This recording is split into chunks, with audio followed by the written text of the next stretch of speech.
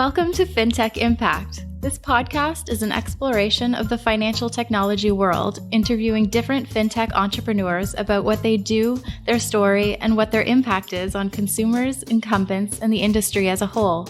Here's your host, award-winning financial planner, university lecturer, and writer, Jason Pereira.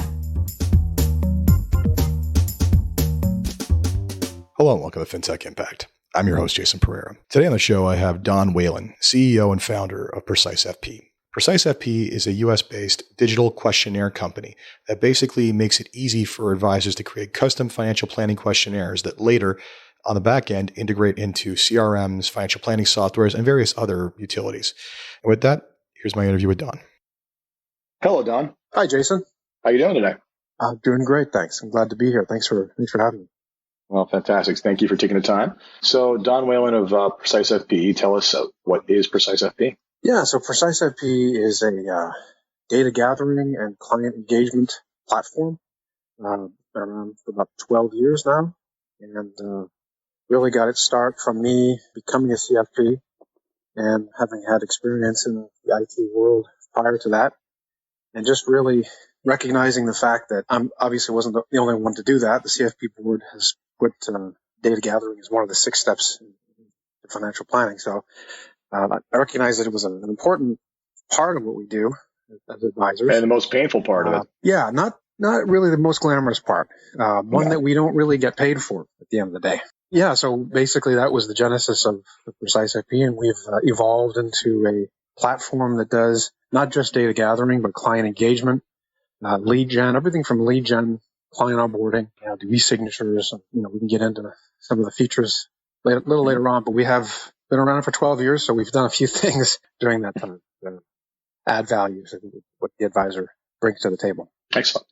Okay, so we'll come back to that in a second. Tell me about your story. You said you had some sort of IT background before you got into financial planning, so and then eventually started this. So give me the full background. Like, what was the past life? What was the financial planning life? And then what made you start this, or what was the paid bill? Sure. So I started off in IT. That was my background. And then I worked with a company called SAP, a German company, an ERP field. And I did that for a number of years, had my own small IT firm, and really transitioned in about 2000 into the financial planning world. It has always been an interest of mine. I know it's quite different from IT. When I tell people that, they're like, I don't see that transition happening from many people, but it was just something that I'd always been really intrigued by. And so made the transition, kind of sat for the CFP exam, and in 2003 hung out my shingle with 0 clients and built a small practice, which I still maintain today. And then about 2007, a former employee of mine in the IT world came back to me and said, well, I'm working with client-facing technology, which is what we were doing at the time, actually, with SAP. But is there an application in the financial services world where we could make use of some of this client-facing technology? And it was mainly around the area of PDFs and that sort of thing. So I said, well, as a matter of fact, most advisors are still dealing with paper and creating these questionnaires and fact finders that clients then have to deal with. Never a good experience for the client, but also for the advisor to then have to turn around and decipher chicken scratchings that the clients were applying to these documents. And then, of course, entering it. And of course, back then we thought we were really sophisticated because we took this document and we entered it into our financial planning and our CRM manually. That's not the sophisticated part. But then we would scan it, okay, because we had to have a copy of that. So everybody had a nice shiny Fujitsu scanner on our desks, and we thought that was pretty sophisticated. And then we had a shredder because we had to shred it after that. And then, of course, the process was repeated every year. As we did our annual reviews, we had to send out oftentimes another blank questionnaire that the clients, if you're lucky, would fill out. But it just wasn't a good process. So that's kind of how it just dawned on us that there had to be a better way. And so we developed our first version of PreciseFP in 2007. And we're on version 4 and version 5 coming out this summer. Excellent. All right. So take me through the experience of what it is for a client to receive a PreciseFP questionnaire, and then we'll come back and actually talk about what it means for the advisor to put one together. Yeah. So I think that the power of our system, our platform, is that the advisor can make the experience custom. So custom to their firm so that they don't look like the advisor down the street.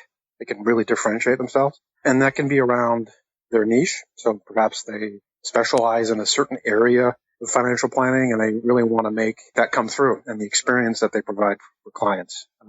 We do have a template library that they can use. So, we've got some lead gen material. We've got fact finders and the like. But what we find more often than not is that advisors will create their own content and make that, again, a custom experience. And they can do it right down to the client level. So if they wanted to send a specific engagement piece to a given client, they could make it that custom. I always tell people you should, at a minimum, have client types. You shouldn't be sending the same engagement piece or fact finder, whatever it is, to a recent college graduate or recent university graduate that you do to a retired couple. They have different needs. You shouldn't be asking them about their artwork. Right. They have different needs. They have different perspectives. Yeah, so that's what we basically they create this content. And the thing to keep in mind with any of the templates that they use, whether it's an initial prospect fact finder through to a comprehensive financial planning fact finder, if that's what what they're using with the client, it comes pre-filled with data that was previously provided. So the client isn't starting from scratch. They're not starting with a blank form. They're at a minimum using the data, or they're seeing the data they provided the last time they went through the process. And then in some cases, advisors are importing data from their CRM. So again, just making that experience super, super easy for the client, not having to start from scratch. And then from the advisor's perspective, we make it easy because obviously they're not doing data entry into these other systems, but we actually show them what has changed in the client's situation since the last time they provided the data. So these are things you can't obviously accomplish with traditional paper or even PDFs that I still see, much to my amazement, floating around. So that's kind of the process that they become engaged. It's a secure process, so they have to authenticate, and they're guided through. The advisor can put in call-out bubbles, can really make it like they're talking to the client as they go through the process. And of course, they can do it on any device, anytime. And we find that we have really, that enables us to lower the resistance that clients would otherwise have to going through this process, not only initially, but periodically, right? We have to keep that client data, if for nothing else, to meet regulatory requirements, we need to keep that client data complete, but also current. So we need to be doing this periodically, probably yearly at a minimum. Yeah, I must say, it's also a nice little feature that you guys also automatically remind the client that the questionnaire still hasn't been filled out and you nag them to it. So I will say, since I implemented it in my practice, the response rate has been faster and more complete. I will say that much. Overall, so when you started this, out of curiosity, what was the initial reaction from advisors? How quick was the uptake? Yeah, so when we started it, the initial reaction was they didn't think their clients would fill it out, either because they thought that's something that they should be doing as the advisor. They should be sitting down with the client, probably face to face, and taking that information and then entering it into their systems. And so that was one of the great use of their very expensive time, apparently. So yeah, that's exactly right. And if you make the experience an agreeable one, client, they really don't mind. In fact, they've almost come to expect to be interacting with systems that advisors use. It's an Amazon.com world, right? We're all self-service. We're used to, provided the experience is similar, and the resistance just isn't there. And the other one was an age thing. They thought that some of their older clients would maybe struggle with the technology, and we found that not to be the case either. So yeah, good. It's funny how that stereotype exists. The number of times I've heard people say, my old client's never going to use this, right? It's just really, have you asked them? Have you tried? And more often than not, I've seen 90-year-olds fill this stuff out. It's astonishing how much we downplay or assume they're not going to do something that's actually easier than the pre-existing version. And also on top of that, but what I find astonishing too is a lot of advisors just won't even start using it or something like that just because they're not all my clients will use it. Well, who cares? What if 75% of them use it? You're much better off. Jason, I've spoken to some advisors who will not take on a client if they don't use PreciseFP to provide them with the data. They'll actually go to that extent. That may be a bit extreme, but to your point, here's the thing. If you think about it as an enterprise, you think about it as a business, right? And you're trying to deliver a service at a certain price, and maybe you're price competitive. The reality is that if they're not going to fill it out, it's going to take you a lot more time to process everything. Then frankly, you'd have to charge more, right? So maybe that's not the case. Maybe they're looking at it from the efficiency standpoint, profitability, which kind of makes a lot of sense. Right. I'm sure that doesn't sit well with everybody. Yeah. When you consider 40% of the cost of creating a financial plan is in gathering the data and then entering the data into whatever system it is you use, that certainly becomes more costly if you have to do things manually and do things the old-fashioned way, which I think that PreciseFP's time has come. Mm-hmm. And so to answer your question, initially we didn't get great adoption back in the early days, partly because we were fairly new as well. We've added a ton of features. So what we are today looks nothing like what we looked like in 2007. But we're excited about what the future holds for us. So let's talk about your integrations, because that is a huge time saver as we're discussing here. Who do you currently integrate with? Yeah, we have a number of integrations that are widely used. We have 2 financial planning applications, eMoney, Money.pro. We have a number of CRMs as well, Wealthbox, Redtail, Salesforce. We have an integration with as well. And Smart Office. Smart Office is another CRM that we're integrated with. And then we have some kind of file-based integrations that some are using where they can mass import of contacts, for instance, via CSV file. We have an integration with our own app. So we have an app that advisors are using.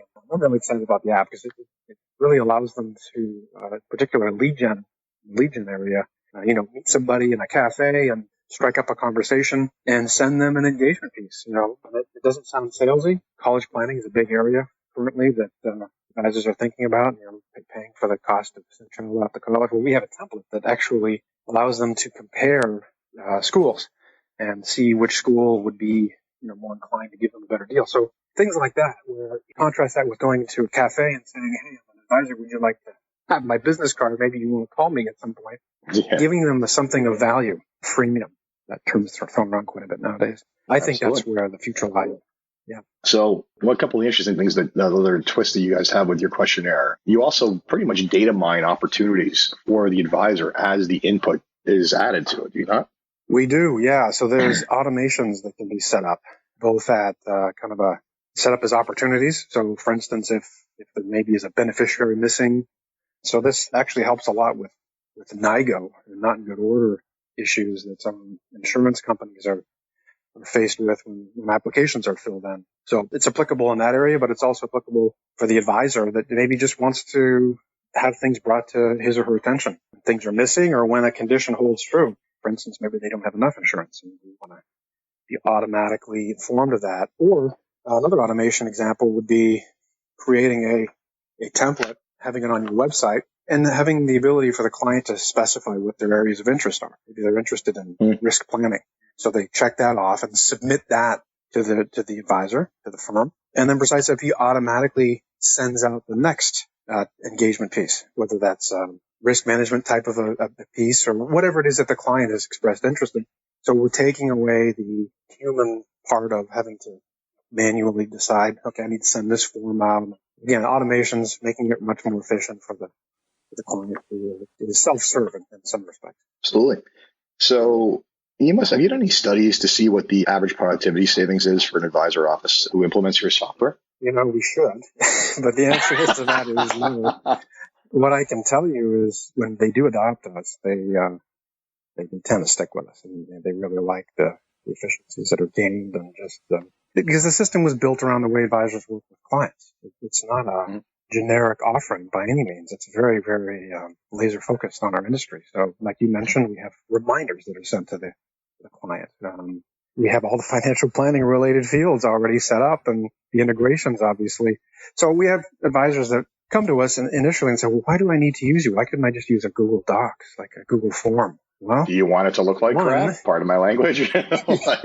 Yeah, exactly. Yeah, you want to be viewed by your client as, kind of Mickey Mouse. I don't know. That's up to you. But also there's security issues. And then, of course, dealing with the data afterwards. It doesn't go to these financial planning or CRM applications. So there's a whole host of reasons why I would definitely steer advisors away from our competition, which at the end of the day is really, I just mentioned it, Google Docs, paper, and PDF. Those are still our competition as of today. There's nobody else that does what we do in our space. No, I got to tell you, I'm just surprised it's so long for me to come across you. I mean, being in Canada versus the US, I guess that's the reason why. But that was when I saw what you guys did, I was just blown away. Implemented it as fast as possible, and I'm never going back unless someone comes up with, short of something where the client populates it for the client. Like, you're safe. You're not going anywhere. Yeah, you're right. Yeah, and you brought up something. Well, so first of all, I guess I could tell our audience that I'm Canadian also, and living in Atlanta. I actually am a dual citizen now. But it's interesting, the space that we're in, given the fact that we're so customizable, and part of that is the data set itself. So the underlying structure that the data kind of reside in is totally customizable. So we're finding ourselves in Canada. We're finding ourselves in the UK. We've actually created a data set specific to the UK. We're working on one for Canada, actually, as I speak. And so we're actually on all 5 continents, which is interesting. And not so when's that Canada one to typical. Be finished? Yeah, no. The Canada one is weeks away. Actually, it's not. Oh, okay. Well, if you need a beta tester, I'm right here. Anyway, nice. I think also, and I encourage anyone who's listening to this, who's in the field, to take a look, a hard look, and do a demo. Because one of the things that really impressed me, and one of the reasons why I jumped on board as fast as I did, was the fluidity and this. So I think with everything going on in terms of the DOA fiduciary rule and the questions around fiduciary rules, not only just in your country but around the world, you must be getting hopefully a lot more attention from people who are basically seeming to do more diligent work for their clients, right? We are. Yeah, that's a good point. Yeah, the DOL was actually a good thing for us. I know it's a pain in the sides of many advisors, but for us, it really brought to the forefront the importance of being a fiduciary, acting in the best interest of a client. And how do you do that if you don't know your client? You have to first gather sufficient data and keep that data current to be able to do that job. Not just the DOL, the SEC, and other regulatory bodies around the world are now increasingly requiring advisors to do, but also to be able to prove that they're doing it. Right? It's one thing to be doing a good job for our clients, but we also, unfortunately, not just to keep the regulators happy, but to keep the plaintiff attorneys, not happy. We need to be able to prove that we've done everything that we can to look out for the best interests of our clients. So yeah, it has been. So a lot of these firms are kind of in reaction mode. They're very reactive as opposed to being proactive. Mm-hmm. Some of them have been doing it all along. They've been using us for years, and so they're ready. They're ready to basically face whatever the regulators are going to throw at them. So, but we're excited about, and we actually have version 5 coming out that will have data quality measures, so we can actually help the client and the enterprise be more on top of the data that their advisors are collecting, or in some cases not collecting. So we're providing that oversight for some of the enterprise clients out there. I would think, I'm curious, do you have much business in Australia, given how far ahead they are in regulation versus everywhere else?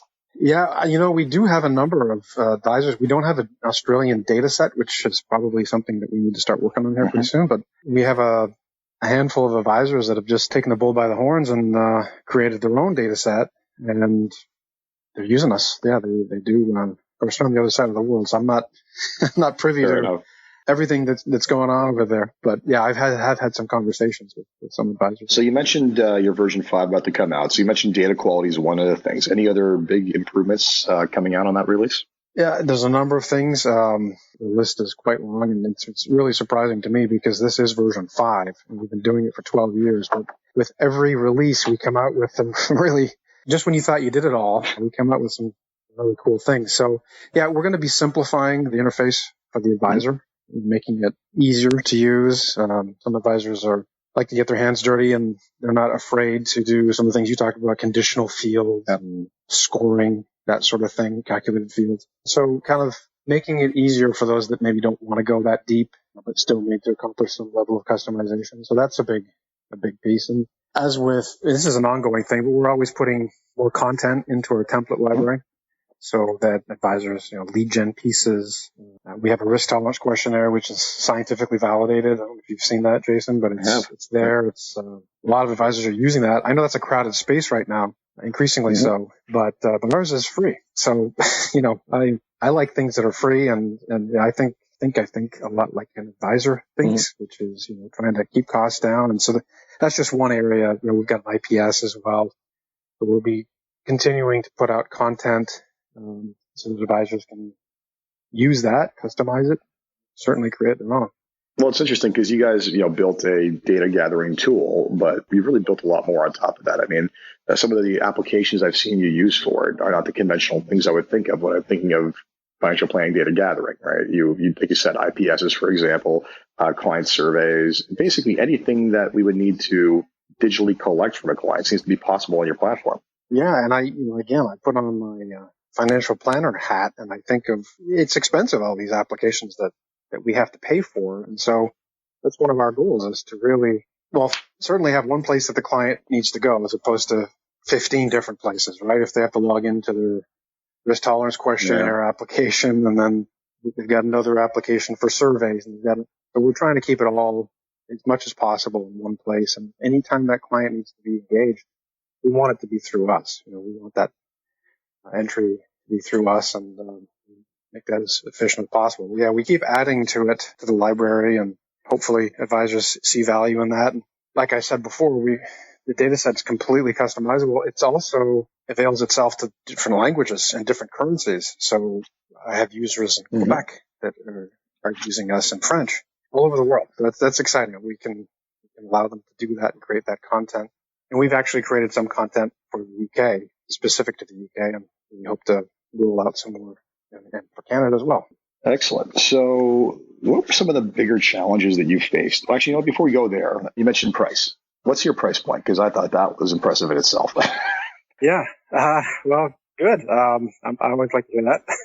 So our pricing is $60 a month. That gets you a one user seat on our platform. And if you wanted to add users, which we actually require if you're going to have more than one, certainly if you have more than one advisor at your firm, we require that number to be reflected in the licensing.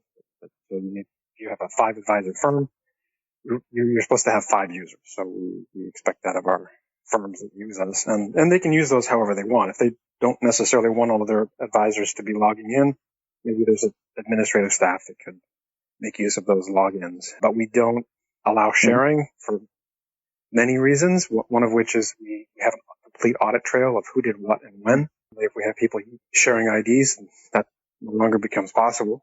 But also, we need to cover our costs and keep the development process moving forward. And so we certainly have more support costs as we add users.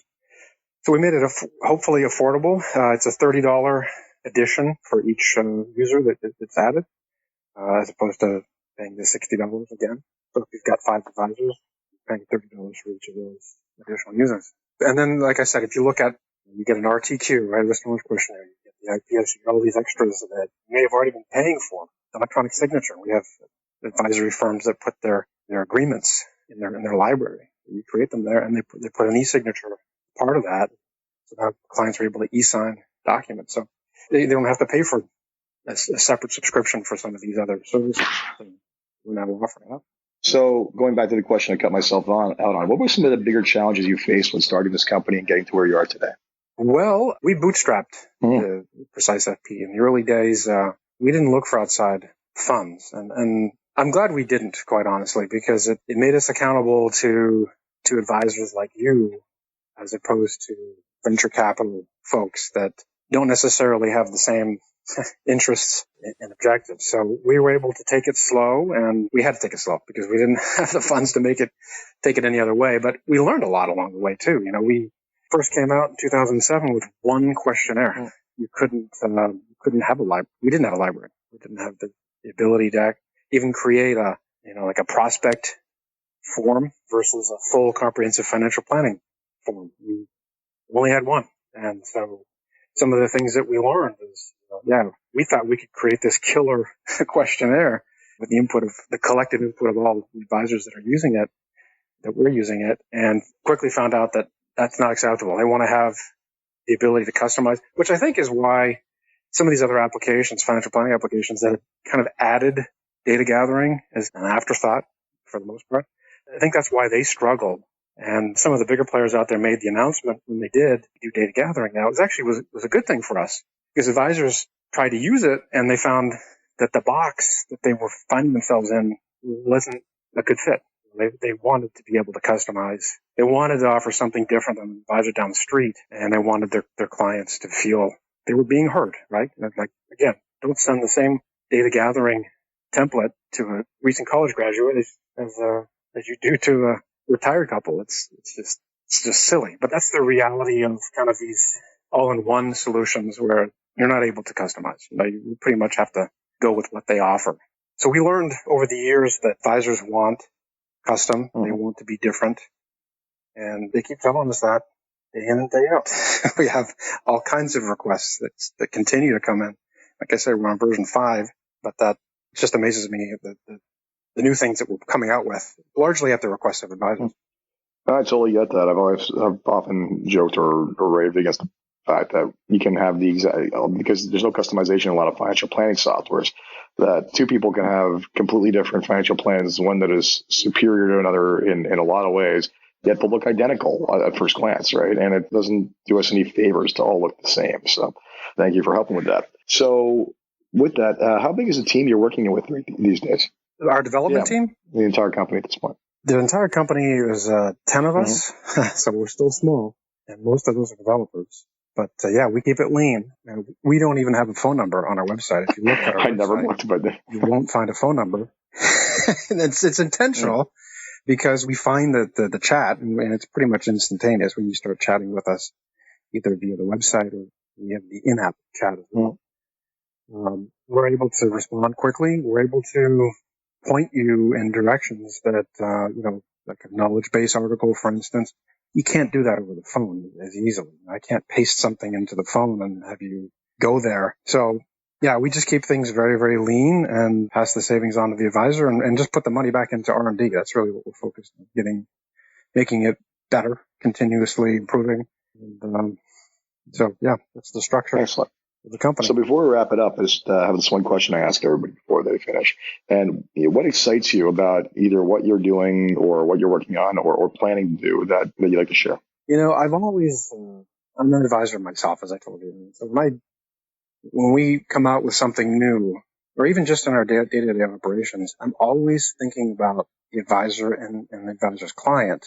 In the early days, it stressed me out, to be quite honest with you, that we had some bugs and issues, and that would weigh heavy on me because I want to be able to have the advisor put his best foot forward. And that's us. The reality is we're the front end of that client engagement piece where we're even with lead gen now. But that's what they see. They see us. And so it needs to be flawless. We don't want to have any bad experience. We want to have exceptional experiences that client can then turn around and say, wow, it was a great experience, and it was easy, very professional. So what excites me, I guess, is just enabling in particular, the smaller advisory shops out there that maybe they don't have access to a robo offering that some of the bigger firms do have access to. And so they're really relying on us to help level the playing field to a certain extent. So we're just one of many tools, obviously, that are out there that they're using. But I just view our role as important.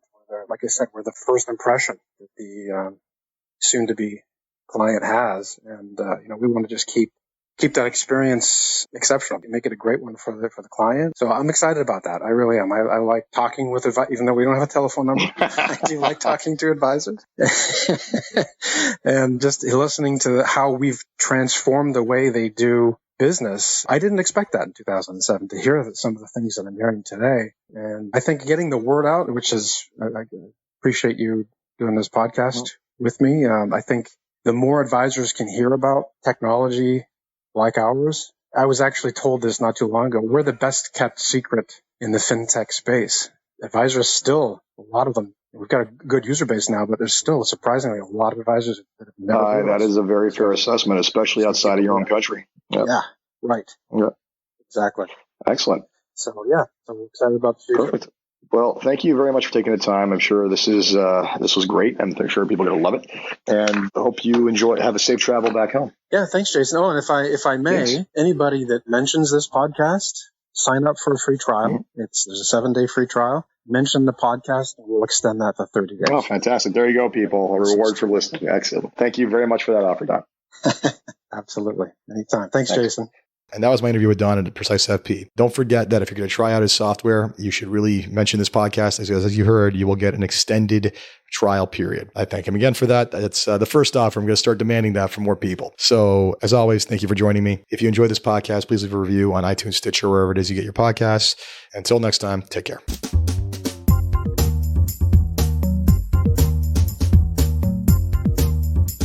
This podcast was brought to you by Woodgate Financial, an award-winning financial planning firm catering to high net worth individuals and their families. To learn more, go to woodgate.com. You can subscribe to this podcast on iTunes, Stitcher, and Google Play, or find more episodes at fintechimpact.co.